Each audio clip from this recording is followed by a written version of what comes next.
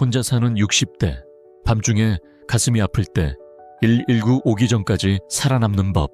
새벽 2시, 혼자 집에서 갑자기 가슴이 아프기 시작했다면 당신은 어떻게 하시겠어요? 누군가 옆에 있다면 좋겠지만 혼자 사는 우리에게는 그런 사치가 없죠. 119를 불러도 최소 5분은 걸려요. 그 5분 동안 혹시 이대로 죽는 건 아닐까? 아무도 모르게 죽는 건 아닐까? 이런 두려운 생각이 머릿속을 맴돌죠. 하지만 오늘 이 영상을 끝까지 보시면 그런 두려움에서 벗어날 수 있어요. 실제 응급의학과 의사들이 권하는 생존법 119. 오기 전까지 스스로를 지킬 수 있는 구체적인 방법을 알려드릴게요. 혼자서도 충분히 할 수 있는 방법들입니다. 작년 겨울 63세 박철수 씨의 실제 이야기예요. 새벽 1시쯤 갑자기 가슴이 조이는 듯한 통증이 시작됐어요. 혼자 사시는 박 씨는 처음엔 소화불량인가 하고 넘겼는데 점점 숨이 막히더라고요. 다행히 박 씨는 미리 알아둔 응급처치법 덕분에 119가 올 때까지 의식을 유지할 수 있었어요. 지금은 완전히 회복되셨고 그때 그 방법을 알고 있어서 살았다고 말씀하세요. 오늘 이 영상에서는 박 씨처럼 위급한 상황에서 스스로를 구할 수 있는 3가지 생존법을 알려드릴게요.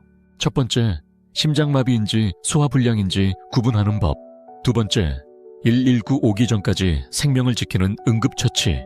세 번째, 평상시 미리 준비해둬야 할 것들. 이 방법들은 모두 혼자서도 할 수 있고 특별한 도구도 필요 없어요. 첫 번째 방법, 심장마비, 소화불량 구분법. 많은 분들이 가슴 통증을 느끼면 체한 건가 하고 생각해요. 특히 저녁에 뭔가 드신 후라면 더욱 그렇죠. 하지만 이 판단을 잘못하면 골든타임을 놓칠 수 있어요. 심장마비는 빠를수록 생존율이 높거든요. 간단한 체크리스트로 구분할 수 있어요. 먼저 통증 위치를 확인하세요.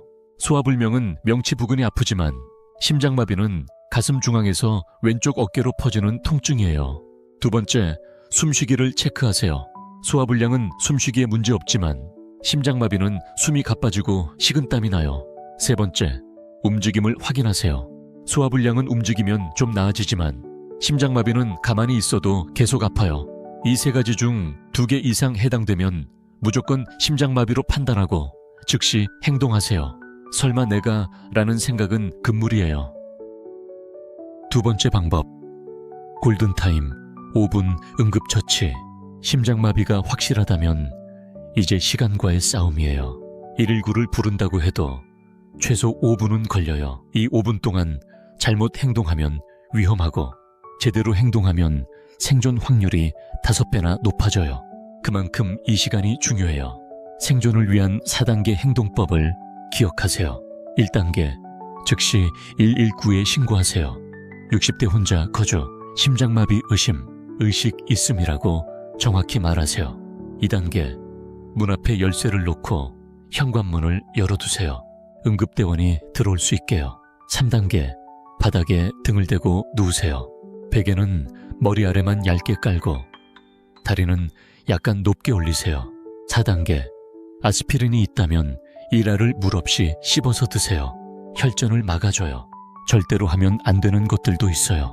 물을 마시거나 걸어 다니거나 토하려고 하면 안 돼요. 심장에 더 부담을 주거든요. 가만히 누워서 천천히 숨 쉬세요. 세 번째 방법, 평상시 미리 준비할 것들. 위급 상황은 예고 없이 와요.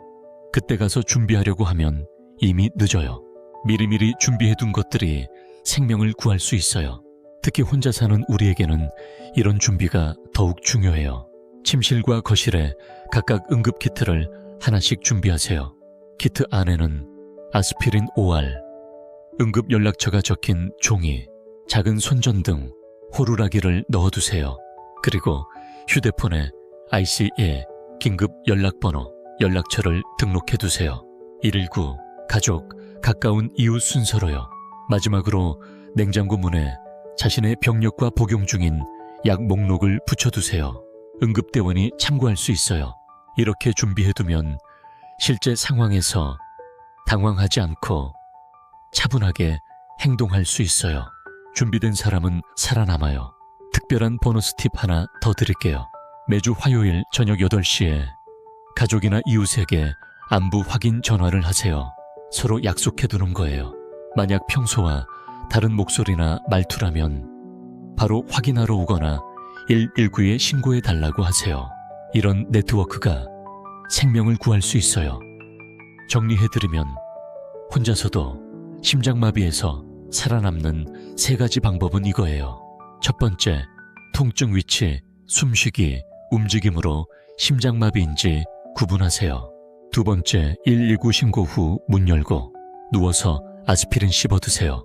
세 번째, 평상시 응급키트와 연락망을 미리 준비해두세요. 이 중에서 가장 중요한 건 빠른 판단이에요. 망설이는 시간이 생명을 좌우해요. 혼자 산다고 해서 무력한 게 아니에요. 제대로 알고 준비하면 충분히 자신을 지킬 수 있어요. 박철수 씨처럼 위기를 기회로 바꿀 수 있어요. 이 방법들을 알고 있다는 것만으로도 마음이 훨씬 편해질 거예요. 당신의 생명은 소중해요.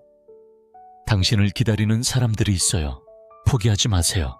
이런 생존 정보가 더 필요하시다면 구독 버튼을 눌러주세요. 생명을 구하는 정보를 계속 만들어 갈게요.